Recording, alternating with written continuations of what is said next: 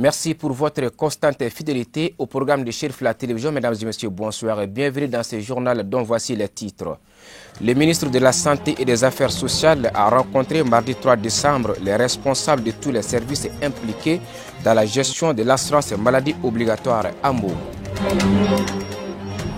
Le président de la commission Vérité, Justice et Réconciliation CVJR a animé une conférence de presse en prélude aux audiences publiques prévues le 8 décembre à Bamako. L'association des Ansars de France a respecté la coutume, celle de venir en aide à nos compatriotes en situation difficile en France.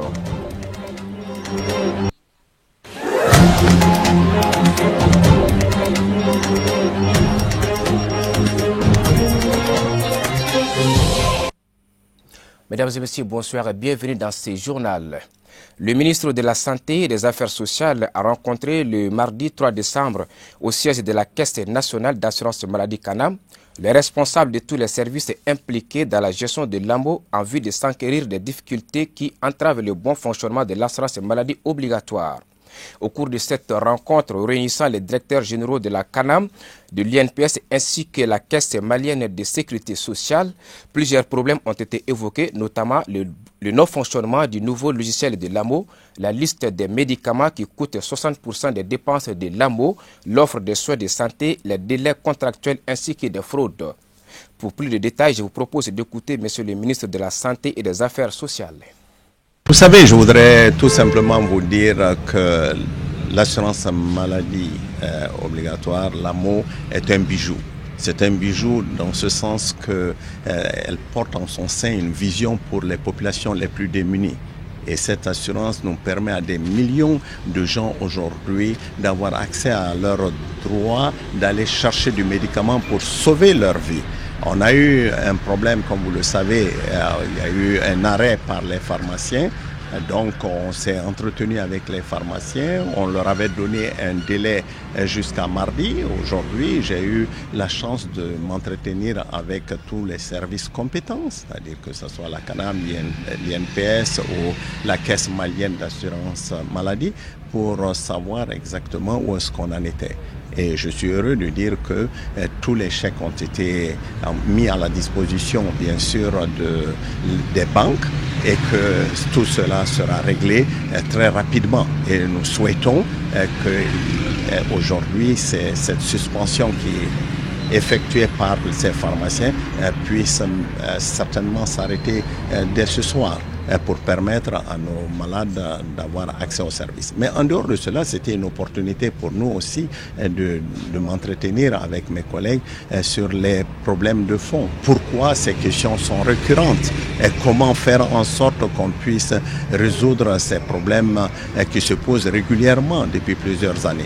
Et je crois qu'on a eu des éléments de réponse et nous allons travailler sur ces questions plus systémiques pour faire en sorte qu'il y ait une meilleure harmonisation de nos actions. Je voudrais dire qu'il faut surtout faire attention. Il faut qu'on arrive à mieux maîtriser nos dépenses de santé. Il faut qu'on arrive à faire en sorte que l'AMO continue à exister pour les populations les plus démunies. Et cela, c'est une responsabilité collective. Quand je dis une responsabilité collective, c'est celui qui prescrit. C'est certainement la responsabilité de l'assuré et c'est aussi la responsabilité des pharmaciens. Donc, c'est une responsabilité qui nous engage tous. Et l'AMO, c'est un bijou. Il faut tout faire pour pouvoir sauvegarder l'AMO pour les plus pauvres, pour les plus démunis. Et je crois que aussi, ça nous permet de démocratiser un peu nos services de soins. Ça nous permet de faire en sorte que ceux qui n'ont pas la chance d'avoir les mêmes privilèges que nous puissent avoir accès à la santé. Aujourd'hui, on sait qu'on est en train d'aller vers une dématérialisation. On aura une carte qui va permettre à chacun de ces assurés d'avoir au moins un accès direct aux soins en réduisant la fraude. Il faut surtout aller vers une dématérialisation. Il faut l'informatisation rapide. Autre sujet d'actualité dans ce journal, l'école de maintien de la paix Aliou Blandine Bey et l'Institut des Nations Unies pour la recherche de la formation unitaire en collaboration avec l'ambassade de la République d'Allemagne au Mali organisent un séminaire de formation de 2 jours à l'intention des unités de police constituées dans les opérations de paix au Mali. L'objectif est d'analyser l'engagement renforcé de ces unités de police. Cette formation a débuté ce mercredi dans les locaux de l'école de maintien de la paix à Paradis Koroni. Boubacar Traoré et Sama Traoré. Cette formation s'inscrit dans le cadre du renforcement des capacités des unités de police constituées avant leur déploiement dans les opérations de maintien de paix des Nations Unies et les moyens de les soutenir à travers une préparation plus harmonisée. Le MPB et l'UNITAR ont décidé, à travers un projet dénommé « Soutenir la paix au Mali et dans la région du Sahel », d'organiser des sessions de formation et des formations de formateurs dans tous les pays contributeurs de troupes pour la mission multidimensionnelle des Nations Unies au Mali. Les sessions de formation organisées au cours de ce partenariat revêtent une importance capitale pour un contexte de défis sécuritaires, surtout pour les UPC déployés dans les régions du centre et du nord du Mali. Vous avez pu en constater d'ailleurs les récents événements. Les opérations de maintien de la paix sont aujourd'hui en plein changement. Elles sont caractérisées par le terrorisme, mais aussi une militarisation de la société civile et une démilitarisation de la guerre engendrant de graves violences où seule une politique cohérente de renforcement de capacités permettra aux acteurs de la sécurité d'y faire face. Au directeur de la division pour la paix de souligner l'importance et le rôle de la police des Nations Unies pour le maintien de la paix dans le monde. Et vous me permettrez de rappeler qu'au cours des 10 dernières années, le rôle de la police au sein des opérations de maintien de paix des Nations Unies a pris une grande ampleur remarquable, devenant la composante la plus dynamique sur le terrain. La police des Nations Unies, comme nous l'appelons, est passée rapidement d'un rôle relativement passif de surveillance à l'appui à la réforme et à la restructuration de l'ensemble des services de police dans des États hôtes. Dans quelques cas exceptionnels, je mentionnerai en passant le Kosovo, le Timor-Est.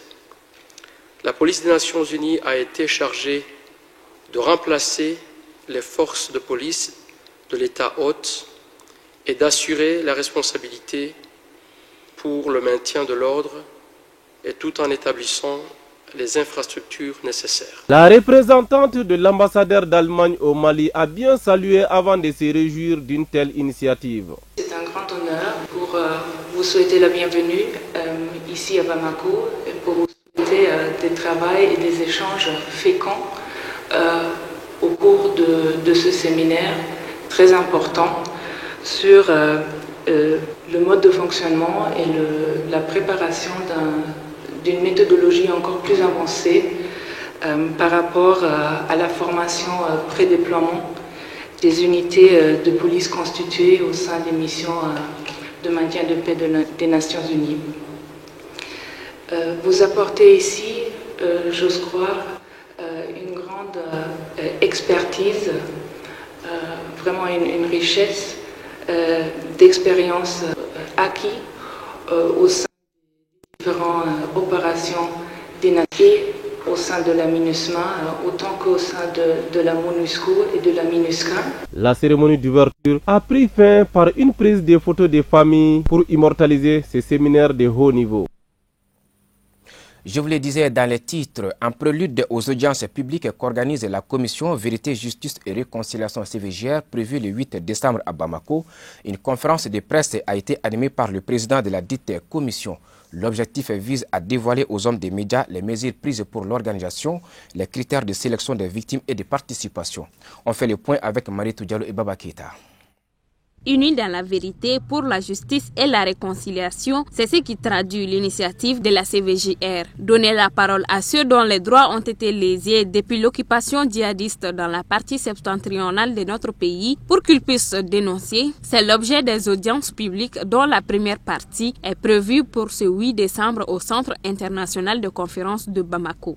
En fait, cette audience publique sera l'occasion de créer un espace pour permettre aux victimes des différentes crises maliennes qui ont été victimes de privation de droit de la liberté de pouvoir témoigner de ce qui leur est arrivé, faire leur récit à l'ensemble de la population malienne pour une prise de conscience par rapport à la gravité des atteintes au droit à la liberté que certains de nos concitoyens ont subi au cours des différentes périodes de notre histoire, au cours des différentes crises, que ce soit des crises politiques, des rébellions armées ou des crises d'autres natures, prendre conscience et se mobiliser pour la non-répétition de ces conflits. Et ceci crée un tel espace et aussi une voie vers la guérison des victimes. Cette reconnaissance de la nation à ce qui leur est arrivé et crée les conditions du pardon et de la réconciliation. Nos audiences ne sont pas des audiences judiciaires. Les audiences judiciaires, les tribunaux recherchent les auteurs de ces crimes, essayent d'établir leur culpabilité pour les condamner le cas échéant. Rendre aux victimes leur dignité et faciliter un début de guérison en reconnaissant publiquement ce qui leur est arrivé, promouvoir la reconnaissance nationale des victimes et l'intégration de leurs récits à la mémoire et à l'histoire nationale sont les objectifs généraux des audiences publiques. L'association Aliou Badrou, en collaboration avec la jeunesse de Sokoniko en commune 6 du district de Bamako, sous le leadership de son président, a rendu une visite au guide spirituel des Ansar, non moins président du Haut Conseil islamique du Mali et du groupement des leaders spirituels musulmans. L'objectif est de présenter leur regroupement afin de bénéficier des conseils et des bénédictions de Chérif Ousmane Madani Haïdara. Les autres ont été reçus par le guide spirituel à son domicile. Le point avec Kafne Batili. La jeunesse de Sokoniko en commune 6 du district de Bamako entend par cette visite transmettre sa courtoisie au guide spirituel des Ansar, non moins président du Haut Conseil islamique du Mali et du groupement des leaders spirituels musulmans du Mali, à Seyd Chérif Ousmane Madani Haïdara, et de bénéficier de son accompagnement et bénédiction. Une grande cérémonie de prêche est au programme des activités de la jeunesse de Sokoniko, avec comme parrain le guide spirituel des Ansar. Le groupement des leaders spirituels musulmans du Mali a rassuré la jeunesse de Sokoniko de sa présence en soutien aux côtés du président du GLSM lors de la cérémonie de prêche. La récitation du Saint-Coran et des bénédictions ont mis fin à la rencontre. Ouverture d'une session de formation de la Fondation Moustapha Haïdara lundi dernier à Bankoni Djankinebougou en commune 1 du district de Bamako. Initiée par l'imam Gaussou Diara, la formation vise à renforcer la capacité des participants sur les principes fondamentaux de l'islam et la langue arabe. On fait le détail avec Amadou Diara. Cette session de formation débutée le 2 décembre et qui devrait se poursuivre jusqu'au 6 décembre est une belle initiative de Gaussou Diara, fervent disciple du guide spirituel des Ansar, à Seyd Chérif Ousmane Madani Haïdara. L'initiateur entend donc à travers cette formation de 5 jours partager ses connaissances acquises après plusieurs années d'études avec les participants en vue de parfaire les idéaux du guide. À propos de la formation, le type de formation que notre collègue, notre Oussaz vient de révéler un livre qui s'appelle Oussaz Gaussou Diara. Il avait écrit un livre pour faire connaissance aux élèves, comment faire un débat, comment faire une bonne presse. Concernant ce livre, la formation a débuté aujourd'hui. En fait, la formation dure aussi, c'est 4 fois par semaine. La formation on a 4 fois par semaine. C'est à propos de ça que nous sommes devant la télé aujourd'hui, pour vous montrer comment est le travail et les activités que nous viendrons de commencer. Avec les activités, on a plusieurs choses à faire et plusieurs choses à dire aussi. À travers cette interview aussi, quelles sont les choses qu'on peut vous expliquer actuellement? On peut vous dire qu'à travers cette formation, ça permet aux uns et à l'autre de pouvoir bien mémoriser, ce qu'on a appris et ainsi aussi de ce qu'on doit apprendre. Parce que quand tu suis très bien la formation, de la manière la formation a commencé, tu sais que quelqu'un qui suit bien jusqu'à terminer cette formation doit avoir mémorisé quelque chose dans sa tête. Donc c'est pour cela que nous sommes là ce soir aujourd'hui. Je vous remercie. Durant cette session, les différents modules seront développés par le formateur, comme par exemple le Coran et ses séances, la foi islamique, les hadiths prophétiques, la jurisprudence et ses séances. En somme, tout ce qui a trait à la compréhension saine de l'islam authentique tel que prôné par le président du Haut Conseil islamique du Mali, également président du GLSM. Pour appui à la formation, un manuel de 31 pages a été conçu par le formateur. Rappelons que la fondation Mustapha Haidara pour l'étude et la formation, qui porte le nom du fils du guide décédé, à son très jeune âge a ouvert ses portes au courant de l'année. Précédemment, la lecture du Coran a donné le temps aux travaux de cette formation. Voilà, je vous le disais également dans les titres, l'association des Ansars de France, comme à l'accoutumée, est venue au secours de nos concitoyens résidant en France sans papier. Ils ont procédé à la remise d'un don composé d'aliments et de matériel d'une valeur de 1 700 000 francs CFA aux expulsés du foyer Bara à Montreuil dans la capitale française. Nous retrouvons Kafne Batil pour les commentaires. Cet élan de solidarité par les Ansar résidant en France à l'endroit des expulsés du foyer Bara de Montreuil s'inscrit dans le cadre de son programme d'activité qui vise à soutenir les personnes démunies et les personnes en situation de détresse. Elle illustre également les orientations et recommandations du guide qui consistent à être productif dans la société. C'est pourquoi c'est important donc composé de sacs de riz, de couvertures, de bouillard, du lait, des boîtes de conserve d'un montant total de 1 700 000 francs CFA ont été remis à ses concitoyens. Cette action caritative qui vient à point nommé a été saluée à sa juste valeur par les bénéficiaires. Après avoir remercié les Ansars et les guides qui œuvrent partout à travers le monde à la cohésion et au vivre ensemble entre les communautés, ils ont interpellé l'État du Mali à s'investir auprès des autorités françaises afin de leur octroyer des papiers administratifs permettant de faciliter leur séjour. Quant aux Ansars de France, la désignation du guide spirituel des Ansars, Seyd Cherif Ousmane Madan Haidara, comme parrain du mois de la solidarité, l'édition 2017, les actions de solidarité occupent désormais une large place dans son programme d'activité et entendent également la pérenniser. Cherifla Télévision a reçu la visite du directeur des relations avec les chaînes Canal+ International. Impressionné par le travail de la chaîne de télévision chérifienne bien avant son arrivée au Mali, M. Alexandre Gruner, accompagné du directeur général de Canal+ Mali et de deux de leurs collègues, a visité les locaux du département technique pour constater de visu le mode de fonctionnement de la télé ainsi que le bon qualitatif obtenu par la structure. Nous retrouvons Marie Diallo et Ablé Sougoudogou.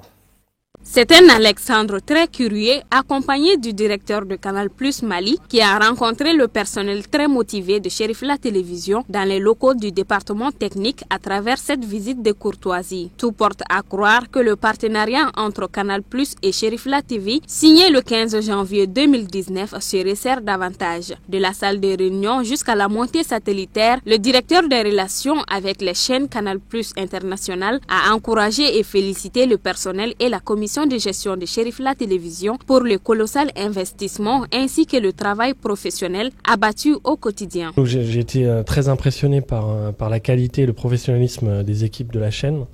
On voit que ce sont des gens qui ont l'habitude de travailler dans la télévision, qui sont fiers de travailler dans la télévision et qui surtout ont un vrai professionnalisme dont on est fier de partager avec Canal+.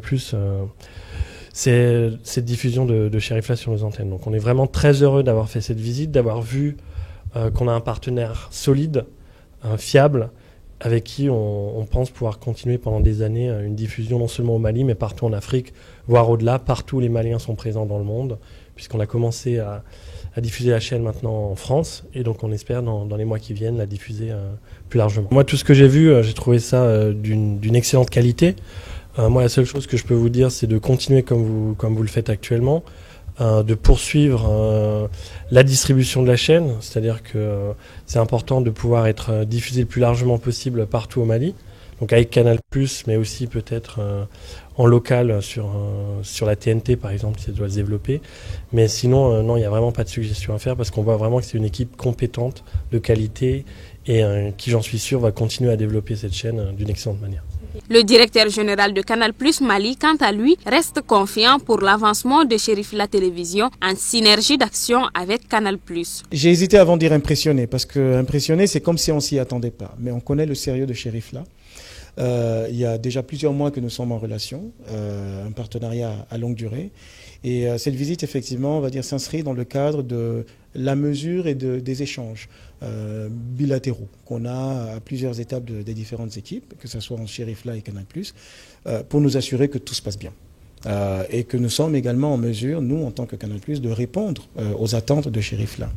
Donc cette visite s'inscrit dans ce cadre-là, et effectivement, on a eu la très agréable, on va dire, surprise de voir que non seulement de la signature du partenariat à date, il y a eu énormément d'investissements qui ont été faits sur le plan technique, sur le plan technologique d'une manière générale, humain. Mais c'est ce que on disait juste un peu avant de venir à votre micro. On voit bien que l'activité audiovisuelle de Cherifla est au cœur de la stratégie de Cherifla. C'est une satisfaction pour nous quand on sait que l'un des avantages de ce partenariat, c'est de nous assurer qu'il y a davantage d'expertise au Mali, mais pas que, également sur le continent, pour répondre à des besoins de consommation audiovisuelle de plus en plus importants et de plus en plus raffinés.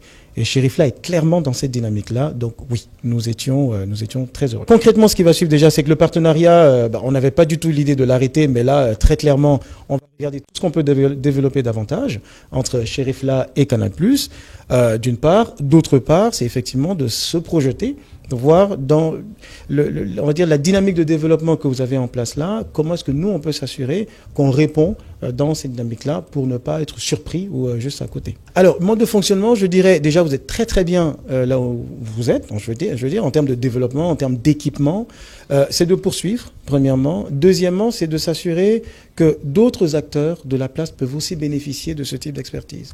Parce que la télé, c'est l'audiovisuel de manière générale, c'est une activité très sensible. C'est du service, c'est du pur service. On est dans un environnement où malheureusement, encore beaucoup d'acteurs n'ont pas saisi cette importance-là. Je pense que Cherifla a un rôle important à jouer dans la vulgarisation de cela. Une visite vivement appréciée par les responsables de Cherifla Télévision qui invitent le personnel à redoubler d'efforts pour la satisfaction des téléspectateurs. Le personnel grâce à qui Cherifla Télévision demeure sur la toile mondiale. Je suis très content. Au nom de la commission de gestion de Cherifla TV, effectivement, nous avons reçu une visite de Canal+, du Mali, et aussi les responsables chargés de toutes les chaînes d'Afrique et d'Europe. Donc, nous sommes très contents. Nous avons fait un entretien avec les responsables de la télé et aussi la visite des locaux.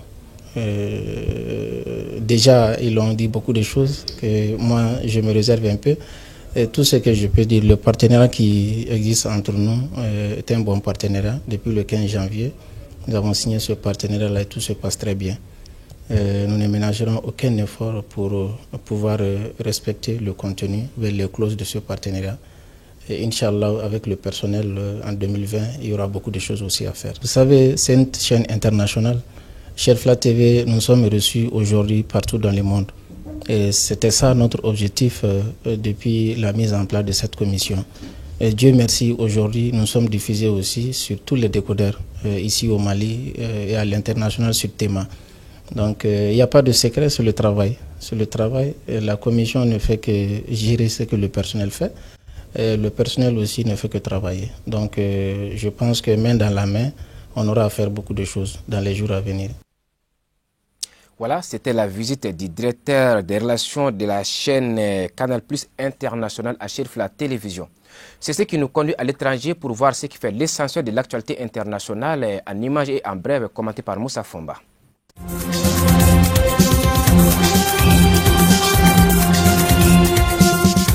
Dans l'émission Le débat africain sur RFI, le président ivoirien Alassane Ouattara est revenu sur la réforme monétaire du franc CFA. Il défend sur ce plateau le fonctionnement d'une monnaie attachée à l'euro, comme c'est le cas à l'heure actuelle. Si les pays de l'UEMOA, Union économique et monétaire ouest-africaine, n'ont pas tellement de problèmes de dette, c'est grâce à cette parité fixe. Le président ivoirien réaffirme ainsi une position qui est constante chez lui, le maintien du lien entre le franc CFA et l'euro. Il y a en fait deux positions au sein des dirigeants des pays de la zone franc, l'une incarnée par Alassane Ouattara, avec cet argument que les pays de cette zone ont des succès économiques importants qu'il attribue donc en partie à la stabilité de la monnaie. S'il était seul à décider, le président ivoirien admettrait juste le changement du nom CFA, pas son fonctionnement.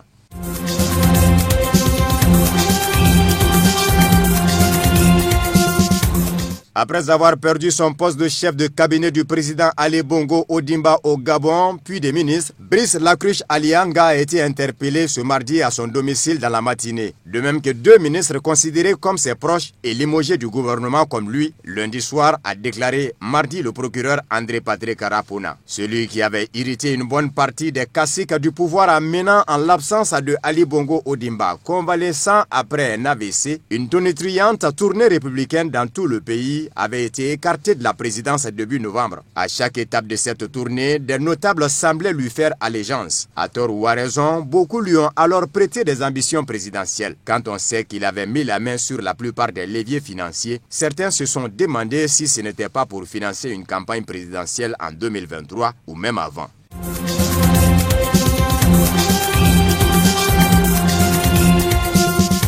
Les grandes manœuvres en vue du second tour de la présidentielle en Guinée-Bissau prévu le 29 décembre, Umaru Sissoko Embalo, arrivé 2e au premier tour, a reçu le soutien du candidat en 3e position, Nuno Nabiam. Les 2 hommes ont officialisé leur accord à Dakar mardi après-midi. Umaru Sissoko Embalo, qui a obtenu 27% des voix, sera opposé à Domingo Simões Pereira du parti historique PAIGC, largement en tête du premier tour avec 40%. Tous deux espéraient le soutien de Nuno Nabiam, qui avait recueilli 13% des suffrages. Ce rapprochement rendu public au Sénégal interroge. J'annonce publiquement mon soutien inconditionnel à Umaru Sissoko Embalo et à ceux qui s'interrogent sur la position du Sénégal dans l'élection. Il répond, le président Macky est neutre. Il y a pourtant quelques mois, le PAIGC avait ouvertement accusé le président sénégalais Macky Sall d'interférer dans les affaires bissau-guinéennes.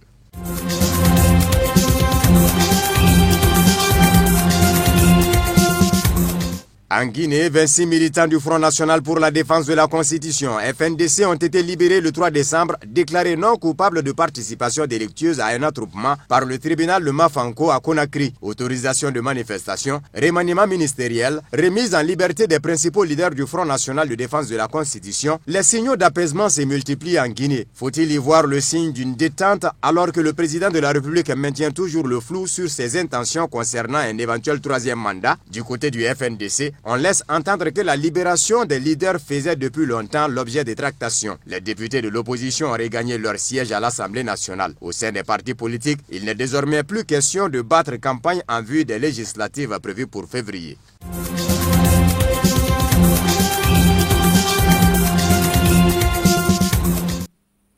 Voilà, c'est ce qui met fin à ce journal que nous vous remercions d'avoir suivi.